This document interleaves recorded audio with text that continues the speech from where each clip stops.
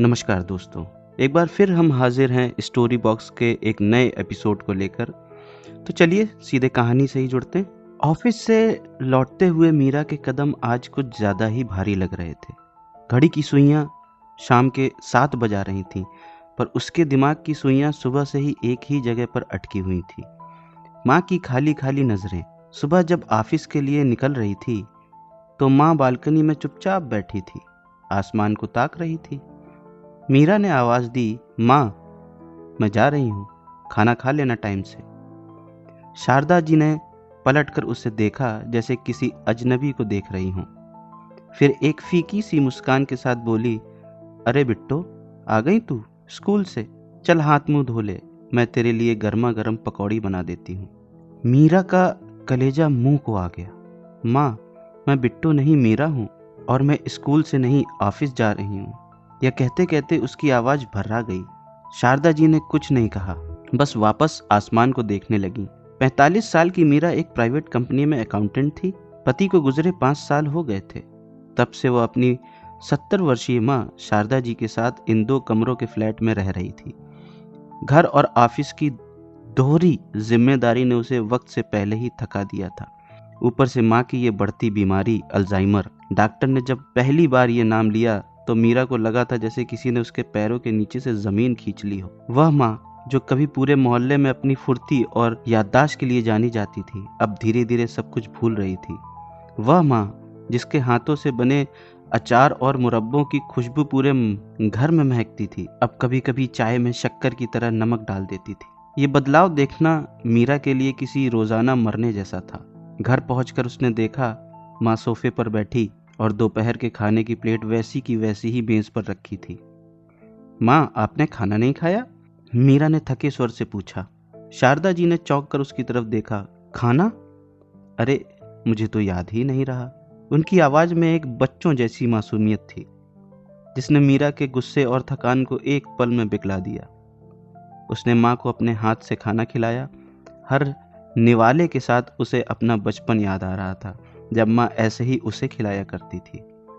उस रात मीरा को नींद नहीं आई। वह बस अपनी माँ के बारे में सोचती रही। उसे याद आया कि कैसे हर 30 त्योहार पर माँ के हाथ का खाना बना ही घर की रौनक होता था। वो शाम का अचार जो पापा को बहुत पसंद था, वो बेसन के लड्डू जो हर दीपावली पर वो बनाती थी, वो गाजर का हलवा जिसे खाने के लिए दूर दूर से रिश्तेदार आते थे। अब वो स्वाद कहाँ था? वो तो माँ की यादों के साथ ही धुंधलाता जा रहा था। एक डर ने मीरा के दिल में घर कर लिया। अगर माँ सब कुछ भूल गई तो वो स्वाद, वो खुशबू, वो यादें सब खत्म हो जाएंगे। इसी डर ने उसे एक रास्ता दिखाया। अगले दिन ऑफिस से लौटते हुए वह एक खूबसूरत सी डायरी और एक पेन खरीद लाई। उसने डायरी के पहले पन्ने पर लिखा, माँ की रसोई, यादों का स्वाद। उसने माँ के साथ बैठकर बहुत प्यार से कहा, माँ आज हम दोनों मिलकर एक खेल खेलेंगे।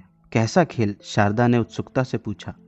मैं आपसे कुछ पुराने खाने के बारे में पूछूंगी और आप मुझे बताइएगा कि वो कैसे बनता था। हम उसे इस डायरी में लिखेंगे, ठीक है? शारदा जी एक बच्चे की तरह खुश होकर ताली बजाने लगी। हाँ हाँ, क्यों नहीं, पूछ क्या पूछना है। मीरा ने डायरी खोली और पूछा, माँ वो जो आप आम का खट्टा मीठा अचार बनाती थी, वो कैसे बनता था? पापा को बहुत पसंद था। पापा का नाम सुनते ही शारदा जी की आंखों में एक चमक आई और फिर बुझ गई। हाँ, बहुत पसंद था तेरे पापा को। वह कुछ देर चुप रही, फिर बोली, कच्चे आम, हाँ, पहले उन्हें धोकर काटना होता है, फिर नमक और हल्दी लगाकर धूप में रखते हैं। वह अटक गई। उनकी आंखों में एक बेबसी थी। आगे क्या था याद ही नहीं रहा बिटिया। कोई बात नहीं माँ, मीरा ने उनका हाथ पकड़कर कहा, जितना याद है उतना ही बता दो। उस दिन डायरी में बस आधा अधूरा अचार का नुस्खा ही लिखा जा सका। यह सिर्फ एक रेसिपी नहीं थी, यह मीरा के संघर्ष की शुरुआत थी। समय के खिलाफ, बीमारी के खिलाफ और अपनी किस्मत के खिलाफ। दिन हफ्तों में और हफ्ते महीने में बदलते रहे। मीरा की जिंदगी अब ऑफिस और उस डायरी के इर्द गिर्द ही सिमट गई थी। हर शाम वह माँ के पास बैठती और किसी पुरानी रेसिपी को कुरेदने की कोशिश करती। ये आसान नहीं था।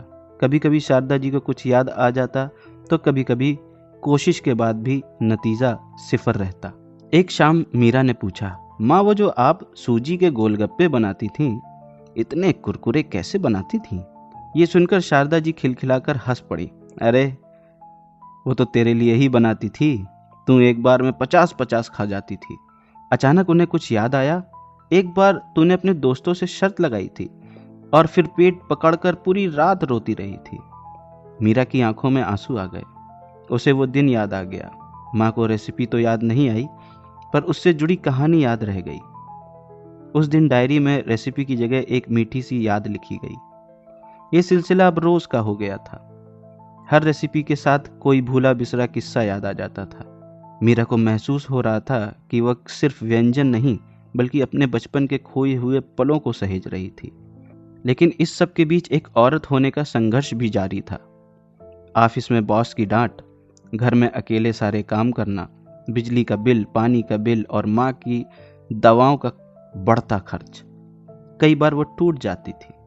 उसे अपनी सहेलियों पर रश्क आता था, जो अपने पतियों और बच्चों के साथ खुशहाल जिंदगी जी रही थी। उसे अपनी किस्मत पर भी गुस्सा आता था। एक दिन उसकी पड़ोसन ने कहा, मीरा कब तक ऐसे अकेले संघर्ष करेगी? अपनी माँ को किसी ओल्ड एज होम में क्यों नहीं रख देती? वहां उनकी अच्छी देखभाल भी होगी और तुझे भी थोड़ी राहत मिलेगी। ये सुनकर मीरा का खून खौल उठा। शारदा आंटी, ये मेरी माँ है, कोई सामान नहीं जिसे मैं कहीं भी रखाऊं। जब मैं छोटी थी तब उन्होंने मेरे लिए अपनी पूरी जिंदगी लगा दी। आज जब उन्हें मेरी जरूरत है तो मैं उन्हें कैसे छोड़ दूं? उस रात वह बहुत रोई। उसे अपराध बोध हो रहा था। क्या वह सच में एक अच्छी बेटी नहीं है? क्या वह अपनी जिम्मेदारियों से थक गई है? उसने माँ के सोते हुए चेहरे को देखा। कितना सुकून था उस चेहरे पर। मीरा ने फैसला किया, चाहे कुछ भी हो जाए वो हार नहीं मानेगी। लेकिन अल्जाइमर एक ऐसी बीमारी है जो किसी के इरादों की परवाह नहीं करती। धीरे धीरे शारदा जी की हालत और बिगड़ने लगी।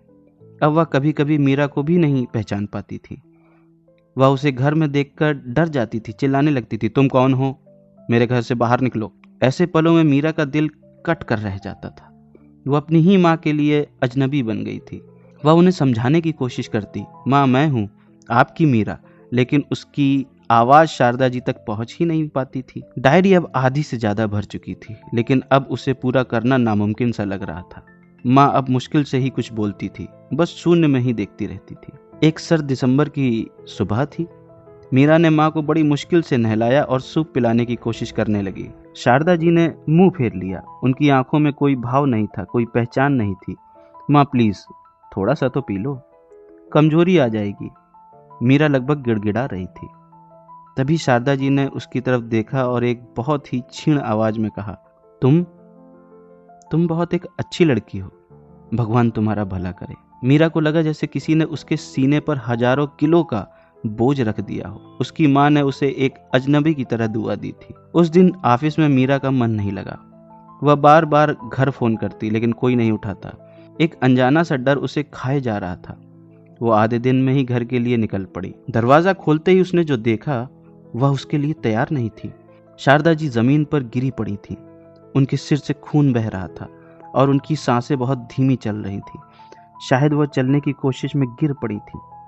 माँ! मीरा की चीख निकल गई। अस्पताल का वह गलियारा मीरा को अपनी जिंदगी की तरह ही लंबा और अंतहीन लग रहा था। डॉक्टर ने बाहर आकर जो कहा वह मीरा के सारे डर को हकीकत में बदल गया। I am sorry. उनके सिर में गहरी चोट लगी थी, हम उन्हें नहीं बचा पाए। मीरा वहीं जमीन पर बैठ गई।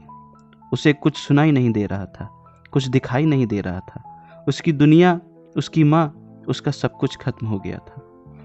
अंतिम संस्कार के बाद जब वह घर लौटी तो घर की खामोशी उसे खाने को दौड़ रही थी। हर कोने में माँ की यादें थीं, लेकिन माँ कहीं नहीं थी। उसकी नज़र मेज पर पड़ी, वहां पर डायरी थी। उसने कांपते हाथों से डायरी उठाई। उसके पन्ने आधे भरे थे और आधे खाली, बिल्कुल उसकी जिंदगी की तरह। उसने डायरी खोली और गाजर के हलवे की अधूरी रेसिपी को देखने लगी, जिसे वह पिछले हफ्ते लिखवाने की कोशिश कर रही थी। गाजर को कस ले, फिर घी में भूने, जब खुशबू आने लगे तो बस उसके आगे सब खाली था। मीरा को एहसास हुआ कि उसने ये जंग शुरू होने से पहले ही हार दी थी। वो अपनी माँ की विरासत को सहेज नहीं पाई। वह उस स्वाद को हमेशा के लिए खो चुकी थी और वह उस अधूरी रेसिपी को पढ़ते पढ़ते फूट फूट कर रोने लगी। उसके आंसू डायरी के पन्नों पर गिर रहे थे और अधूरी रेसिपी की स्याही को और धुंधला कर रहे थे। उसे लगा उस हलवे का खोया हुआ स्वाद व अधूरी रेसिपी और खाली पन्ने, यही सब उसकी जिंदगी की हकीकत थी। यादें मिट चुकी थीं और अब सिर्फ उसका स्वाद बचा था जो खारा था, बिल्कुल उसके आंसुओं की तरह। तो दोस्तों, ये कहानी हमने श्रद्धा की कहानियां फेसबुक पेज से ली है। ये कहानी एक अधूरेपन और गहरे दर्द के साथ यहीं समाप्त हो जाती है। मीरा की तरह क्या आप भी अपनी भागदौड़ भरी जिंदगी में अपने बड़ों की अनमोल यादों को सहेजना भूल जाते हैं? इस कहानी ने आपके मन में कौन सा भाव जगाया, हमें कमेंट करके जरूर बताइएगा। आपकी हर प्रतिक्रिया हमारे लिए बहुत ही मायने रखती है। ऐसे ही दिल को छूने वाली कहानियों के लिए आप हमारे इस चैनल को सब्सक्राइब कर लीजिए। अगर ये कहानी आप फेसबुक में देख रहे हैं तो फॉलो कर लीजिए। आज के लिए बस इतना ही। हम अगले हफ्ते फिर हाजिर होंगे एक और कहानी के साथ। तब तक के लिए अपना खूब ख्याल रखें, अपने माता पिता का ख्याल रखें। नमस्ते।